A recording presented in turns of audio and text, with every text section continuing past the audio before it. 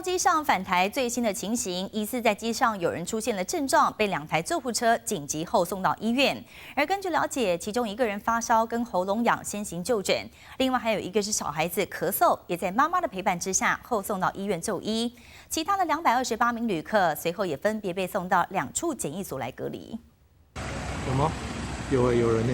救护车赶到桃机，紧急把人后送到医院。因为传出第2批湖北类包机返台之后，机上231名旅客疑似有人出现症状，其中1个人出现发烧和喉咙痒，还有1位孩童出现咳嗽，由母亲陪同，后送到医院采检确认状况。里面有在病患。